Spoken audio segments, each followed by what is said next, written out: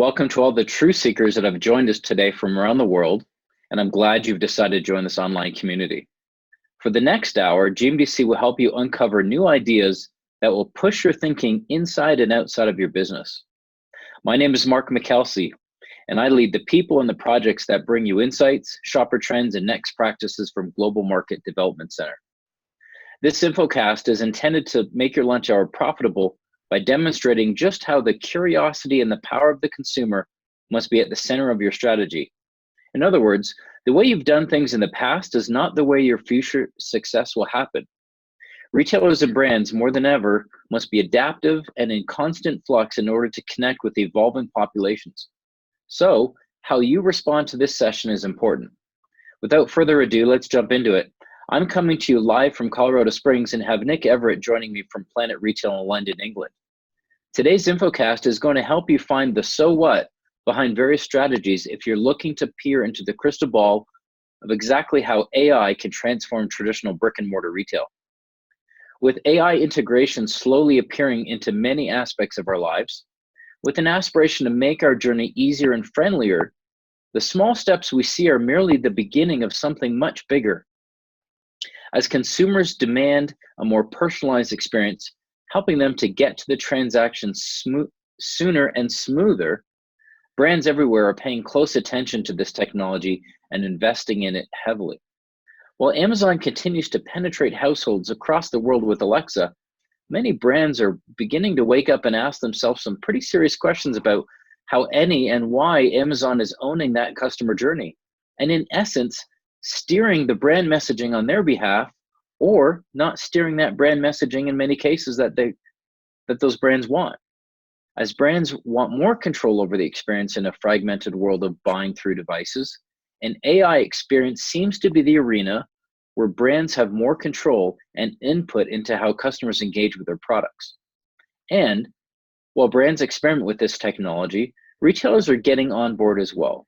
They're looking at AI as a potential way to collect vital information about their customers in order to retrain their in-store associates, redefine their best practices, and of course, labor cost savings are part of that story as well. But there's just one issue that all businesses need to face when they look at AI integration into the buying experience. Will customers continue to be okay with taking technology a step further and actually having a conversation with someone who's artificial? So I can say for myself personally, my phone and computer are enough in my life. How much more technology can we take? So far, it seems that some consumer groups believe it will enhance the experience. Others are very skeptical. I'd like you to be the judge after today's Infocast. With that said, welcome, Nick. Would you help our viewers know a little bit more about what they can expect to learn today? Sure, thanks, Mark, and hello, everyone. Yeah, we are moving at rapid pace towards a connected, integrated, and highly personalized digital world. So today I'm going to share with you how retailers are building out what we call a digital ecosystem, which is fueled with consumer data, more consumer data than ever before, that's actually helping them make real-time decisions. I'm going to look at the main consumer-facing technologies across the connected home, voice, visual search, and augmented and virtual reality. And I'll bring that to life with some case studies of the retailers and brands who we believe are winning in this space. And then finally, I'm going to share with you what we think is the future potential for adoption, but also some of the barriers, as you quite rightly touch on, that need to be overcome, but the enablers that are going to take us to this ubiquitous world of commerce. Sounds great, Nick. I'm looking forward to it. Before we get started and dive in, I wish to remind our viewers that we can take questions during or after the session by using the Q&A button at the top of your screen. There's also a chat button. Please don't use that, but just use the Q&A button. That would be great. We'll get to those at the end of our hour. So let's get started. Back over to you, Nick. Perfect. Thank you very much, Mark. So I'm just going to share my screen. If you can confirm, Mark, you can see that, okay? Looks good. Thanks, Nick. Okay, perfect. Well, as I say, thank you for inviting me today. Delighted to be here. And what I'm going to cover is really the drivers behind what is bringing us to this seamless and connected world. What are the technologies, as I've already said, that are enabling this, and the case studies with the timeline. And I'll leave some takeaways and implications before we get to Q&A. And for those of you who don't know PlanetRetail R&G, we're a global intelligence and advisory business exclusively focused on retail. I'm based in London, and I work with retailers, CPGs, and technology businesses to help them understand this rapidly changing retail landscape and how they can win in today's digitally driven market. For those of you who may be familiar with PlanetRetail R&G, we always use a methodology, a framework that we call STEIP, as you can see on the screen.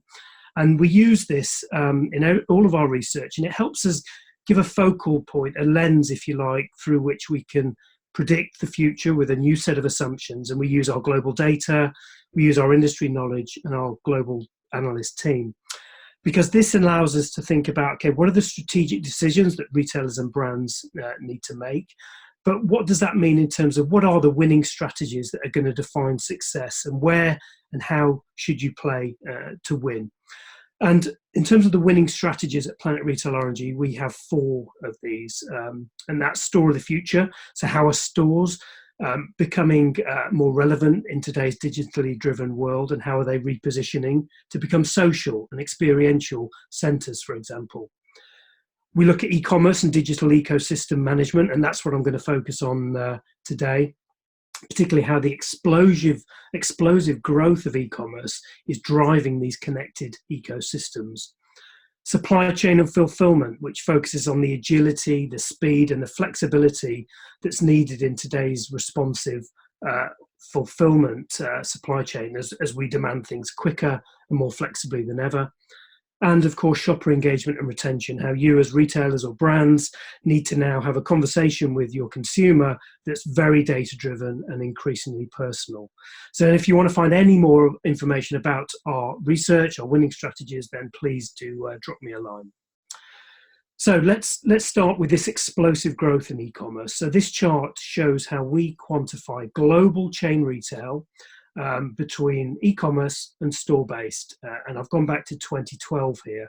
You can see that 6 years ago, 2012, we calculated it 8% of total global chain retail through e-commerce.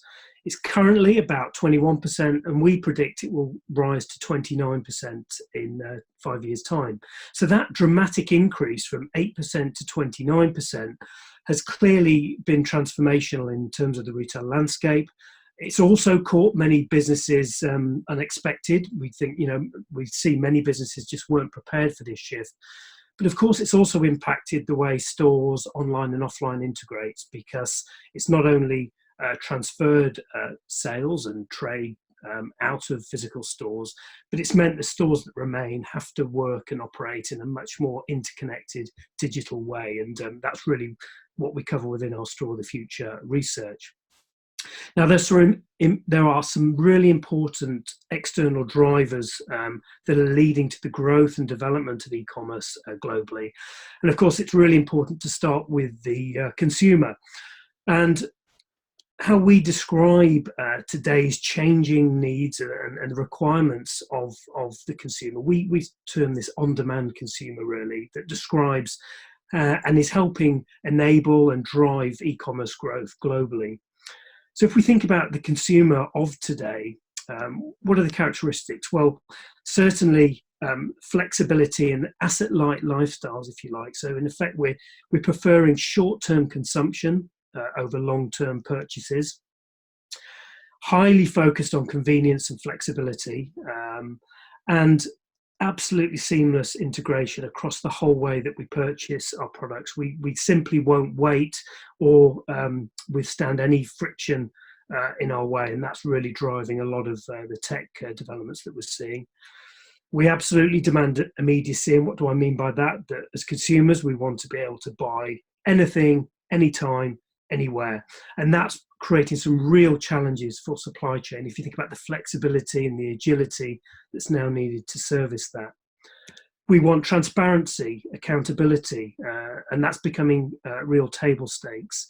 And we want personalized things, personalized and customized to us, and that's really where data is fueling much of this and really leading to some, really strong competitive advantage through that use of data.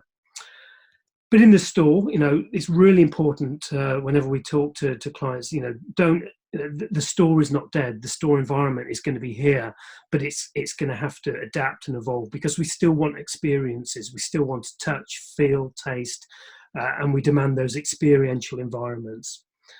And with so much data and information at our fingertips, this drives consumer empowerment. The consumer is in control more than ever before. And when you look at any forecasts out about the rate of internet adoption, for example, the World Economic Forum predicts that by 2024, 90% of the global population are going to have regular access to the internet.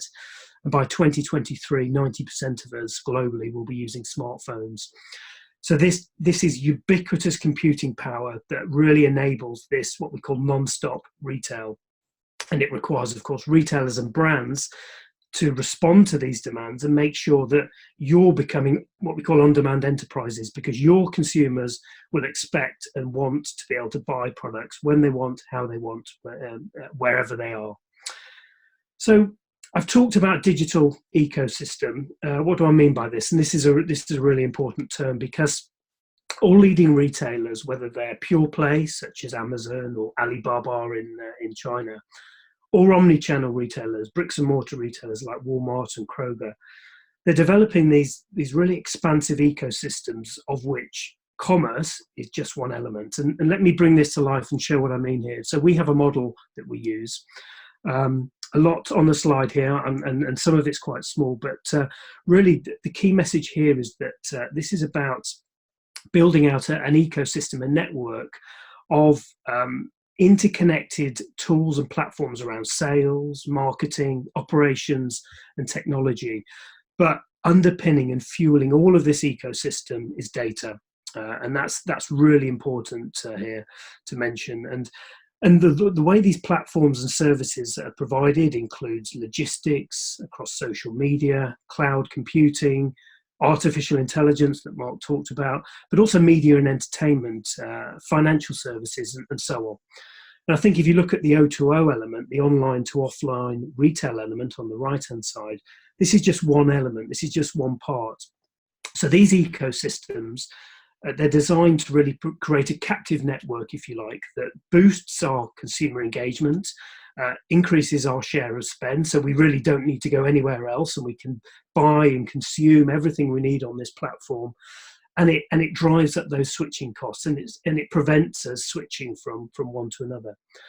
But for these new retailers, the digital retailers of today also provide some very important revenue streams that traditional bricks and mortar retailers just don't have.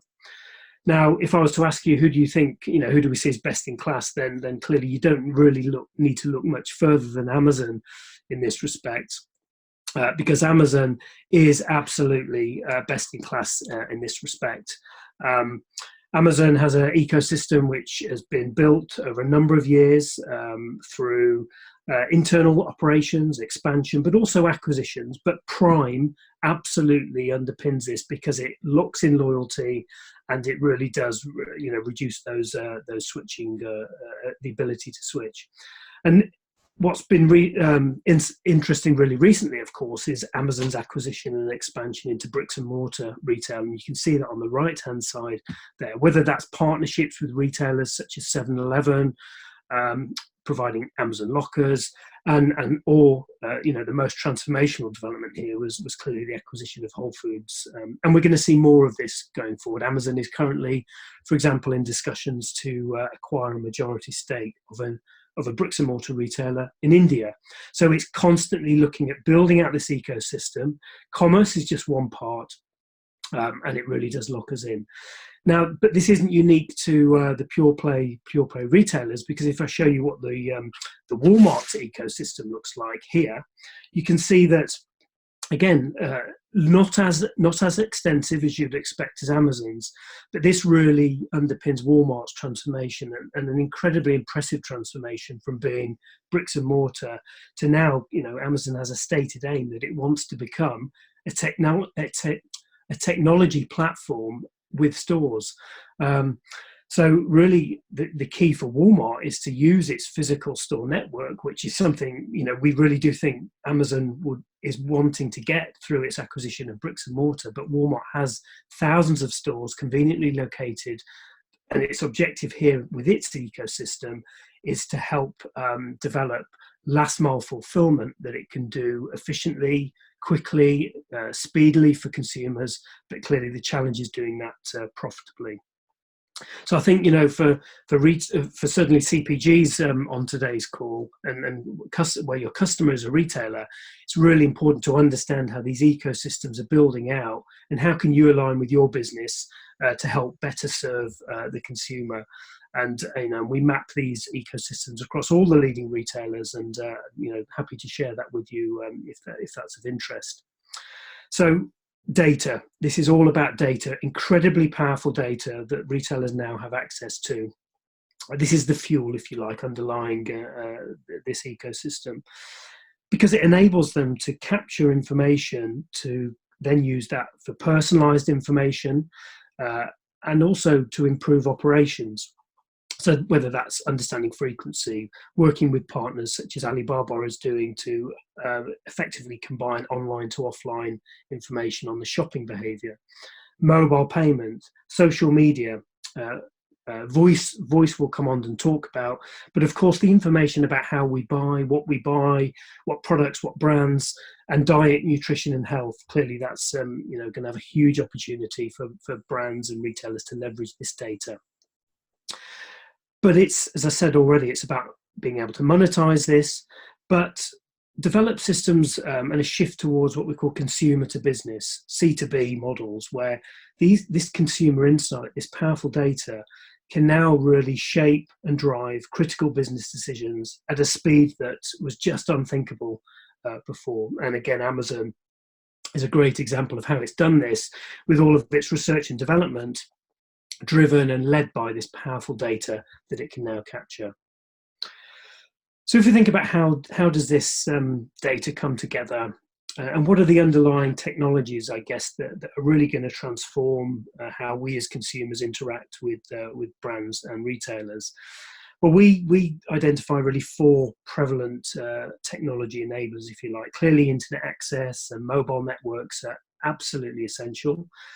As is the Internet of Things, the fact that the ability to connect devices to the internet, and we'll talk about that shortly. Cloud computing, the ability to host vast data in the cloud, and artificial intelligence, which is clearly having a transformational impact on the speed and the processing and the analytic capability that businesses now have.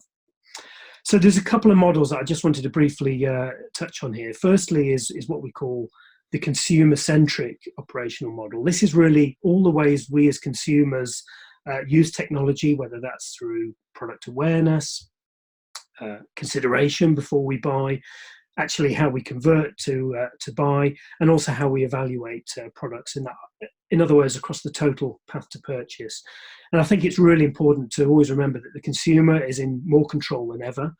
And this richness of data now means we can learn more about consumers and respond with more personalized options. But of course, there is a really important trade-off here between the demand for customization and personalization versus concerns about data privacy and data protection, which I'll come back to shortly. So the consumer element is one really important aspect to this.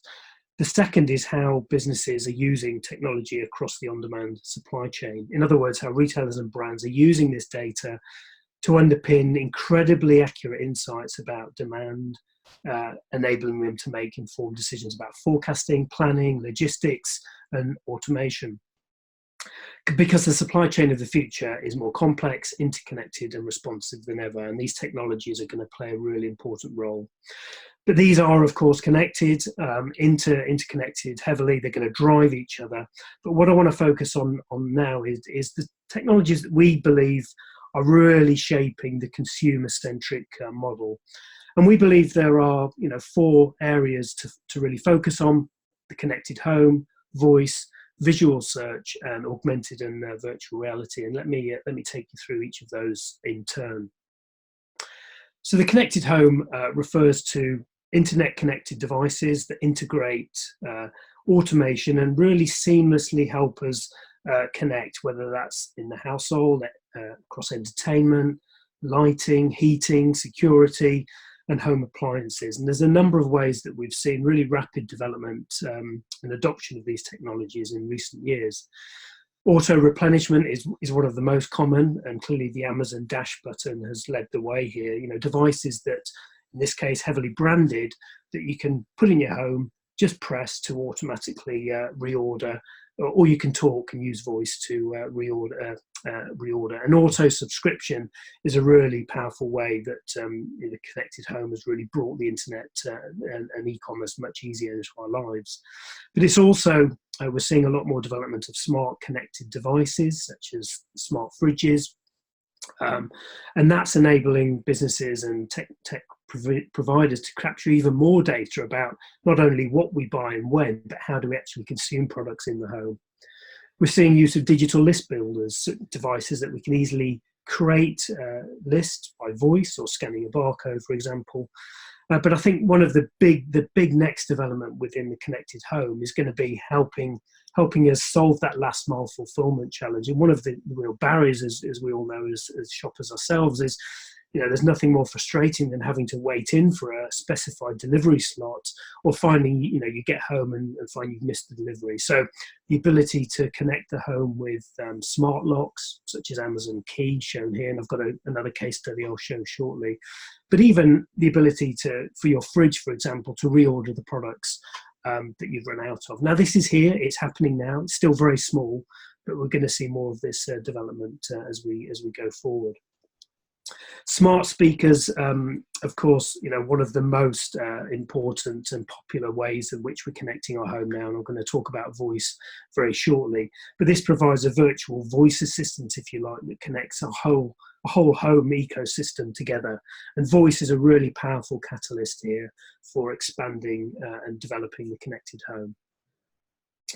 So as I say, it's very difficult to talk about the technologies in isolation. So the connected home really brings together everything, but voice is a really important enabler here, and technology here is constantly improving, particularly with developments in something called natural language processing, or NLP, but also, of course, underpinned by artificial intelligence, and AI is having a really important role here. We're seeing more chatbots, for example, and this is where programs can automatically engage with messages or voice assistants, and that's playing a really important role in customer service fulfillment, for example. But how is voice currently being deployed? Well, there's a number of ways that retailers and brands are building on voice. Clearly, voice assistants are really helping us order products, but we're also using voice for product discovery as well as purchasing, but also helping us find out about products, education, information, and really helping us deliver inspiration. But what's driving this more than ever is the integration of third-party hardware across voice. And again, Amazon Alexa is a great example here now. The Alexa ecosystem has now grown to 20,000 Alexa compatible devices from more than 3,500 brands, and that includes speaker systems such as Sonos, for example. And voice is expected to penetrate about 55% of US households by 2022, but it's also going to come from use through our phones, in our cars, other household appliances. Effectively, anything that can be equipped with a microphone and connected to the internet will leverage voice. But I think the next big step forward in voice is going to come through natural language understanding, or NLU. And the best example of this is Google Duplex. And if you've got a few minutes, I really would encourage you to go on YouTube and look at Google's developer conference keynote speech from May. And the image here on the screen is CEO Sundar Pichai giving a demonstration of the new Google Assistant technology in action. And what this does is actually, in the case, he asks Google Assistant to book a hair appointment, and it actually shows how this technology now can have a real-time conversation on your behalf with, in this case, a hair salon. And it's incredible the steps forward in the technology here. and we're going to see, you know, this really take voice to the next level. But we're also seeing more predictive analytics, again, AI underpinning this, where, for example, voice will prompt you for a suggestion before you've even thought about it, because it's learning about your habits, about how you're purchasing, about your preferences. And another example on the right here is how voice can be used with, for example, in-store support. And this is an image taken from a hackathon that was done in San Francisco last year, where a group of developers basically came up with an idea of what they called Alexa Shop Assist. And this was taking Alexa through your phone into the store with you. So not only will it tell you where products are located in the store and guide you to that aisle, but when you're in front of the product, you can then ask questions, or if you want to source another product in the store, Alexa will guide you around the store. So voice offers many opportunities, and it's going to be increasingly ingrained and part of our lives with artificial intelligence driving that. But I think a really important point to stress about voice is, on its own, it's still limited and a relatively poor platform, because clearly visual interpretation, visual cues, the way we see things are incredibly important. So there's limited functionality for voice on its own. It will be very important for things like automatic replenishment and quick searches, but where voice really becomes powerful is when it's connected with visual search, which is really brings me on to the next piece of technology. So again, artificial intelligence is helping underpin and drive much of this, because we're seeing a lot more rapid development on image-based search capability, where the ability to compare pixel to pixel, taking an image, but then surfacing up relevant information is becoming more powerful all the time. And there's a number of retail applications that we're seeing from this, such as the ability, the second image, real-time videos, again, Google Lens, the ability to search things in real time or showcase video, or interpret multiple objects per image, or even take images and recommend similar items. For example, if a product's out of stock, but it can recognize and understand the image and suggest other products that you might like. Retailers are also using these visual search and recognition tools when combined with their product catalogs, to offer immediately access to multiple marketplaces, and again, learning about not only product color or product types, for example, but also, for example, wearing occasions. And really, the content is getting much richer all the time. Now, as you would expect, visual is going to have a really important play in categories where, you know, the aesthetics, the look of products is more important. So particularly beauty, fashion, furniture will certainly lead here. But there are elements that we're seeing it in sort of CPG and fast-moving goods. For example, making some key developments within store operations. So giving staff in store the ability to, for example, scan the shelves visually and do planogram auditing to check for out of stocks, or whether products are faced as they should be in store. And visual search and recognition can also help detect and recognize brand logos and give brands a really complete picture of, for example, in the case of Red Bull, their presence and use and interaction on social media, which can be really helpful, of course, to evaluate sponsorship deals and branded partnerships to calculate return on investment. So visual gaining definite traction, but really powerful when used with voice. And of course, the next logical step forward from visual is augmented and virtual reality. And just a reminder how we differentiate the two here: augmented reality, AR, is adding digital elements to a live view, primarily and often using the camera on a smartphone, whereas virtual reality, or VR, is a complete immersive experience that effectively shuts out the physical world, but does rely on a third-party device, a headset such as Oculus, which is now owned by Facebook, or Google, which has been implementing something called Google Cardboard to make that even easier for consumers to use. And of course, you know, a lot of developments here have been led through gaming as well. But in terms of retail and commerce, we can expect, and we're already seeing lots of applications here. So, for example, VR putting a headset on enables consumers with a smartphone and a headset to browse, look around, even nod to make a purchase. And this is an example of Alibaba, which has launched its own, or launched last year, its own virtual reality shopping experience on its Singles Day promotion. As you'd expect, we're seeing leading brands like Coke partner with VR game developers for advertising and marketing opportunities. But I think there's a real opportunity here, very easily, is for us as a consumer to use augmented reality to see products in and place them in the home before we buy them. And this is an example from Casino, which I'll talk about shortly when we come on to case studies. It can also be used for information and help and assistance, and this is Lowe's, which has its Measured by Lowe's app, which effectively turns your smartphone into a digital tape measure that you can use much more smartly around the home. And if you want, you can even apparently share what it calls the measured moments on social media. So you can share with your family and friends how big your new sofa is or armchair is, for example.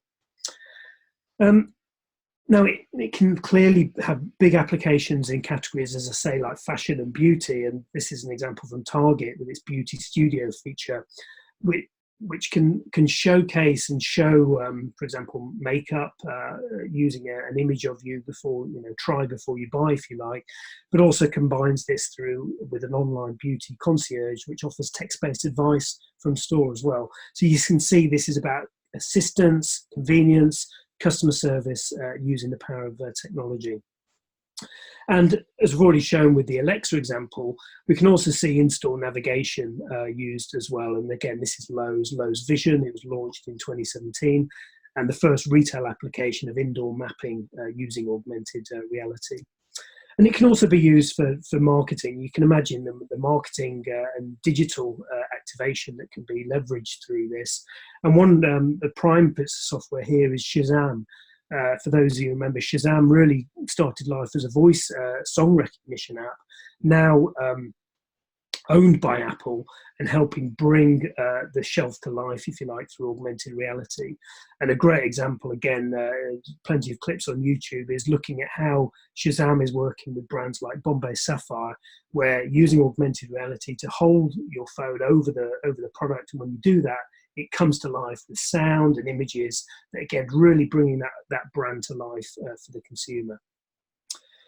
So this new technology is enabling consumers to shop and engage with retailers and brands much more quickly and simply and easier than ever before. But I think we're not going to see true ubiquitous commerce until it's embedded fully into our lives, whether that's at home, at work, even in the car, or in our urban spaces. So what I thought I'd do now is just bring this to life with some case studies, if you like, of how this is really happening now in each of those 4 areas. So if we start with the home and the connected home, as I said, I really do think that the real breakthrough will come in helping solve the last mile challenges. And there's a good example here from the UK, retailer called Waitrose, which is the first UK retailer actually to start offering this in-home grocery delivery. It has a service called While You're Away, and it's partnered with Yale to develop this Yale Smart Lock, Yale Smart Lock technology. And how this works is a temporary access code is sent to the driver just as they're entering the home. He or she can then enter the code, enter your house, and then either put your products into your fridge if that's what you want, or put them in the cupboard. But clearly there are some concerns here about, would we want to let a complete stranger into our home when we're not there? But you can see from the image on the right, in the image below, hopefully, the assistant, the delivery person, has a camera mounted to themselves, strapped around their body, and actually, as a consumer, you can play back and just check what have they been doing while they were in your home, which clearly Waitrose and any retailer will be absolutely focused on ensuring the trust and building that reliability and credibility with the consumer. So really interesting space to watch this. Voice assistants powering through artificial intelligence connect. So this is an example from Nestle and JD.com, which developed its own family nutrition voice assistant. So it's a smart speaker equipped with nutrition and health information that can answer questions, can customize recipes for you, and of course, as you would expect, makes it really easy to buy products through JD.com. And then voice shopping, a voice shopping guide. This is another natural extension of not only voice, but also visual search. And this is something that's recently been launched in the US by a fashion retailer, e-commerce retailer called ASOS. And it's partnered with Google to do this. So you can literally talk to Google, say, hey, Google, talk to ASOS, show me their latest designs in X or Y, or show me their latest trends, show me products in my size. And it can clearly do that, but shows how this only really works, or is most effective when it's combined with visual search. Still a little slow and clunky, and there's still lots of learnings to be had here, but we think we'll see continued development here. Now, the other big role within the home is how augmented and virtual reality can play a key role. So this is on the left is an example from India. This is an online e-commerce grocery business called Big Basket, which has now launched a virtual reality store. And it gives consumers the chance to really replicate the feel of shopping in the physical store online. So you can scan around the category, you can look at products, you can home in on them, and it's gaining some really valuable insights in how we shop and explore product categories. And then, as I said, I showed this earlier, I think this is a really important example of AR in practical use. And this is Casino, the French retailer Casino. It has an e-commerce discount platform called Cdiscount.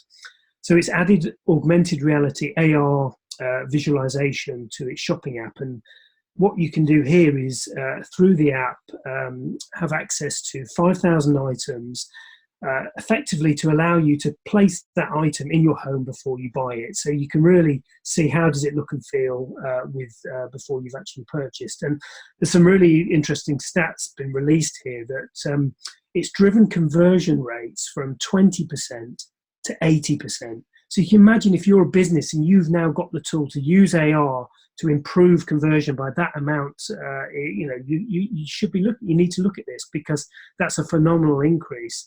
But it's also reduced by 20% the number of items returned. So again, it's reducing the cost and the complexity by giving consumers more power before they actually purchase.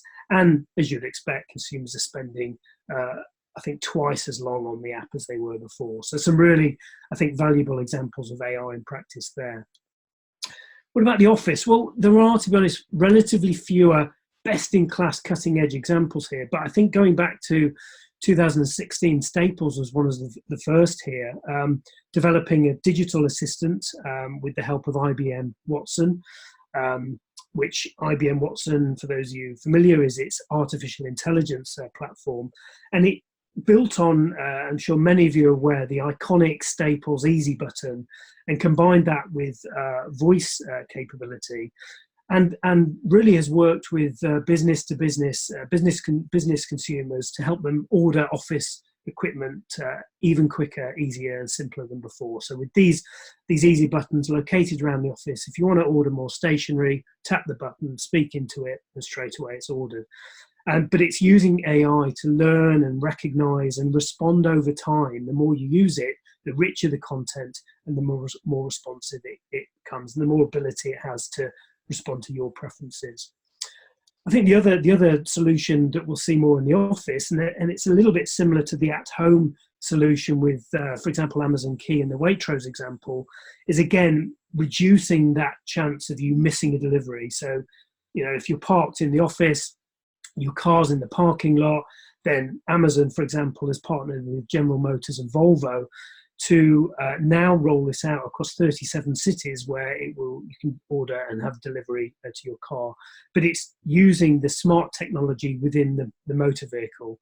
So you can see we're seeing technology within the car connected with the internet, within voice, and the ability to really seamlessly connect to make our lives even easier.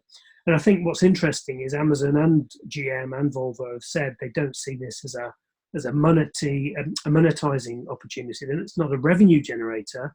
They're not going to charge you extra for this, but it's about customer service and seamless, frictionless trade. The other interesting thing that's happening in cars, as you'd expect, voice is starting to become integrated into our cars. So Amazon and Alibaba are partnering with Toyota and Audi to pilot these exclusive in-car in-car voice integration. So you can, when you're driving, for example, connect with your home. So can you put the heating on before I get home, for example, or navigation, where do I turn left, infotainment, or even to make purchases while you're in the car. And of course, as self-driving and tech cars and brands really get behind this, we'll see more of this open up. But I think one of the most exciting opportunities is ride-share commerce, where we're seeing businesses, and there's a startup business called Cargo Systems and developed a cargo app, partnering with rideshare businesses such as Uber to offer the ability for consumers to purchase. For example, Coke is working with a project in Atlanta where you can purchase smart water or other snacks in the car, or even a phone charger if you need one, and then you can actually have that given to you from the driver. So this is about new routes to market. It's about new impulse opportunities. And there's lots of examples of this happening globally. We've picked up examples recently in Singapore and Indonesia, and I think this is going to be a really exciting space to watch. In terms of our city and our urban environments, there's some interesting ways that digitally is helping us and helping brands and retailers engage with us as consumers. So this is in the UK, an example from a business called Offer Moments. It's a UK startup. And what they are using is near-field communication technology, so the ability for digital signage to effectively recognise consumers and shoppers as they approach the signage, and then tailoring messages to them, and also encouraging them to enter the nearby store. And I'm sure for many of you, for those of you who've seen Minority Report, the Tom Cruise film, this is now starting to come to life. And remember, in that film, Tom Cruise is walking past digital billboards that are recognising him and saying, "Hey, have you not bought this, or would you like to see this?" But that was 2002. That was 16 years ago. So it's taken a little while to get there. But this business is a really interesting case study and is undergoing another round of fundraising and sees its opportunities to really disrupt the digital billboard advertising space. BMW's partnered again with Shazam to offer a digital campaign that connected consumers with the BMW online site. And visual search, again, the example of Google Lens, a way, and this was showcased at the developer conference in May, rather than have to, shoot an image and then the processing power have to think about, okay, what can I bring up from this visual search? This is processing in real time, overlaying information and objects as you scan your phone around. And you can think about, the opportunities not only for information about retailers, but stocks, but products on shelf, or marketing and advertising capabilities here. And another final example, business. This is a German clothing e-tailer called Zalando, has piloted what it calls on-the-spot delivery in Belgium. It's worked with a startup business called Parsify. And what this allows, again, instead of me having to wait at home for a delivery, I can actually change that much more responsively and quickly at relatively short notice, and then using the location information on my phone, the delivery courier can find me in real time and come and deliver the package to me. So incredible fast pace of development, and clearly the question is, okay, how quickly is this going to become widely adopted? What's the rate of adoption here? And it is, notoriously difficult to put exact predictions on this, quite simply because the technology is evolving and changing at such a rapid rate. And clearly this will vary significantly by geography and by market. But what I did want to leave with you today is our thoughts on how we see the timeline of adoption will happen particularly in terms of where we're still going to be at early adoption, very much testing, learning, experimental phase, through to when will we actually, do we think, see more widespread application when it's across a number of, it's part of becoming part of our lives. And then real full ubiquity will become when, we don't even really think about what we're doing. It's just seamless, it's so easy, and it's connected into our everyday life. And we've done this from a perspective of a mature, developed Western market. So think the US or even the UK here. But how do we see this developing? Well, firstly, in terms of the connected home, we think really we're going to still be in early adoption phase for a number of years yet, because if you think about it, it's going to take a little while for consumers to make those new purchases on connected appliances, for example, some of which are high ticket items like fridges. Although, clearly Amazon, for those of you who've seen, Amazon has launched an Amazon microwave. So it's trying to break down these barriers and get consumers used to adopting here. But if you think also, it's still quite a new value proposition for consumers. So I think we're still going to have a few years of consumers getting used to this, and not least, of course, overcoming that concern about data protection and the trust that needs to be built before we fully embrace this technology. But 2025, we're going to see more of a pickup, and we think from 2030 onwards, still some way off, we'll see full ubiquity. Now, voice and visual search, however, we think will be more rapid in terms of adoption, certainly led by Amazon and Google. It's already starting to gain quick traction, particularly as smart speakers become part of our lives and mobile penetration really enables that scalability. And these two technologies really do work in tandem together. They complement one another, and they really do improve the seamlessness of online search and discoverability. And of course, voice will be one of the ways in which the connected home will really start to gain momentum. Augmented and virtual reality will certainly, we think, be further behind, particularly virtual reality, because if you think virtual reality is also held back by the hardware that you need, yes, it will come down in price, but we don't think that's necessarily just yet going to be completely widespread, but it's still going to have some really important application in gaming and marketing, as well as some practical operations for store operations. But I think what will be really key is when today's millennial generation, who are really driving the on-demand consumer, when they become, by 2025 onwards, when they become a core part, the core mass consumers, clearly they will have fewer concerns, not completely, they won't have any concerns, but they will have fewer concerns about sharing data, providing it gives really instant reward. So as those younger consumers become into mass purchasing and become the bulk of the population, then that will really help this adoption. So just bringing this together before we open up for Q&A, I think what I'd say is the key takeaway is that clearly the pace of technology is phenomenal. We're seeing a lot of the established giants like Amazon, Google lead this, but also really innovative startups, and the connected home is one battleground. And I think, as I've said, smart locks have a real opportunity to solve that last mile problem, providing that home security and trust can be overcome. Voice is a really powerful tool. It connects the whole ecosystem, particularly in the home, and can connect multiple devices at once, but on its own, relatively limited. It is useful for quick search or auto replenishment. It can be done really easily, but its power comes when it's connected with visual search and artificial intelligence. And that VR and AR technology can really help enhance that engagement, generate acquisition of customers or lock loyal customers in, but the quality of content and the user experience is really key. So, full ubiquity, we're going to be there eventually, but not until the technology is really easy to use and we've overcome those data privacy concerns, because they are a barrier, they are a risk if damaged. And, any retailer or brand, as we see from high profile, cases of data leaks, hugely damaging. So, maximum safeguards needed here.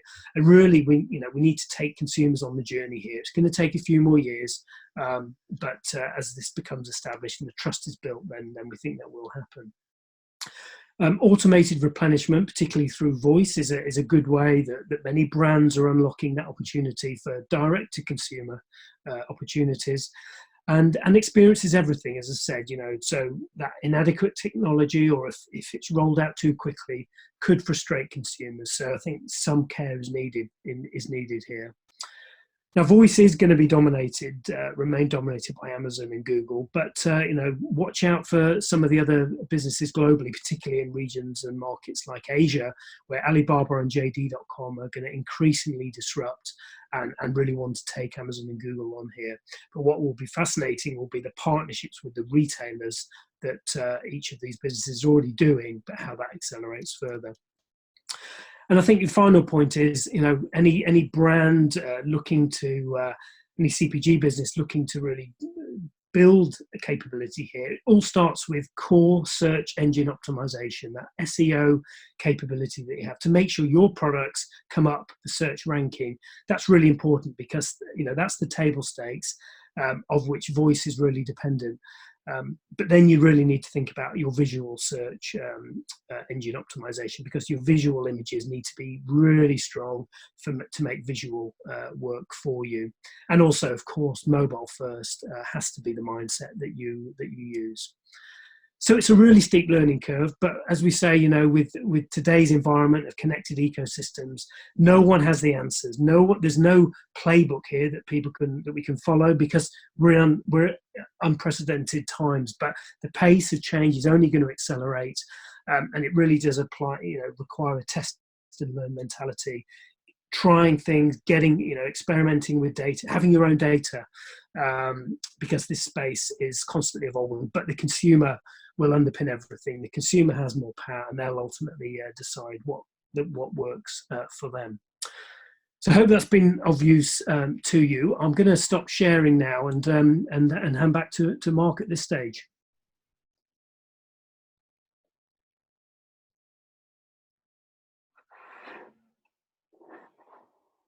Hi, Mark. Hi there. Yes, sorry. Thanks, Tim. Thanks again for that presentation and being a partner with our Education Leadership Council. We do have a few questions that has come through. First question, how is this path towards ubiquitous commerce developing on a geographical basis? That's a really good question, actually. And I think what's going to be fascinating is to see how this plays out between the dominant tech companies. So, we're seeing Amazon and Google very much dominant at the moment. Amazon, for example, in voice, is currently leading, but Google has the opportunity to be the most advanced in terms of voice capability. It's got the best search engine underpinning it. So Amazon and Google are going to continue to dominate in the regions and territories they are, but I think you can't ignore the pace of change in some of the emerging markets, China, India, also some of the fast-growing emerging markets in Africa, for example, where digital first is part of the landscape now, and that's being led by JD.com, Alibaba. They have huge capability, and they will not want to see this leadership remain within Google and Amazon. So and I think the other important point around the emerging markets is they're really digital first, and they don't have so much of the legacy systems that can potentially hold them back. And I think we follow that region really closely, and can see really rapid adoption of some of that new technology there. So to really keeping a close eye on those emerging markets, I think will be essential. The next question: Are there other technologies besides those that in the presentation that went? Than those the presentation went in depth on that should be watched particularly closely? Yeah, I mean, the list, there's a huge list, and clearly in the time we've had today, there's only a certain number we can look at. I think when we think about, what are some of the other interesting ones, I would think certainly keeping a close eye on self-driving vehicles and self-driving delivery vehicles, for example, is going to be really fascinating. With, you know, Amazon drone, for example, or self-driving cars. Now, I think, you know, at the minute there's still a lot of regulation and a lot of hurdles to overcome. Not least, you know, consumers, I think, still quite fearful of some of those technologies, and for businesses to work out what's practical, what actually helps solve the problem versus what's just a gimmick or a bit of innovation and testing. So that will certainly be one to watch, and again, Amazon will drive a lot of that. Another one actually is blockchain technology. That's having a lot of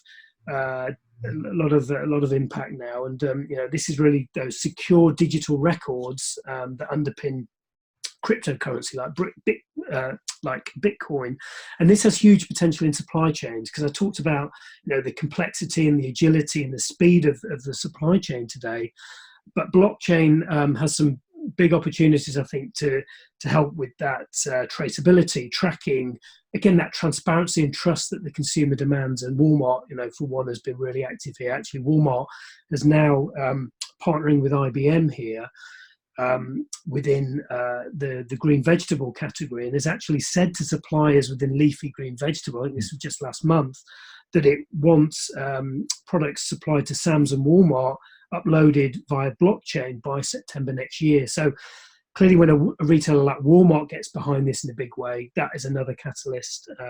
And the final one, I mean, again, we could talk for a long time, but is automated checkouts, checkoutless technology. Amazon Go, going to be fascinating to watch how that rolls out, with Amazon, you know, saying it wants 3,000 Amazon Go stores in the next few years potentially. So huge impact coming there too.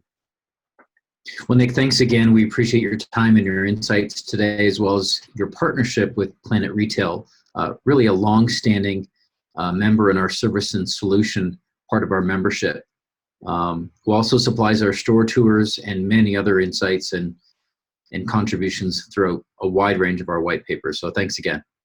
No problem. Thanks for having me. Thanks, everyone. If this is your first time experiencing a GMDC Infocast, I'd like to make sure that you're aware that this session and all previous Infocast events can be viewed in the Archive tab on gmdcconnect.org, along with a schedule to register for future Infocasts. If you're not a member, I'd like you to become involved with GMDC. Today's Infocast is just a small sample of what our members have access to. GMDC is a business ecosystem that helps you connect, collaborate, create, and enable commerce in both the general merchandise and health, beauty, wellness industry.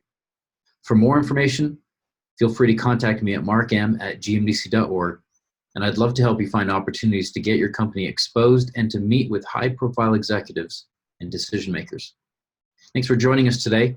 We hope the rest of your week is as productive as this last hour has been. Take care.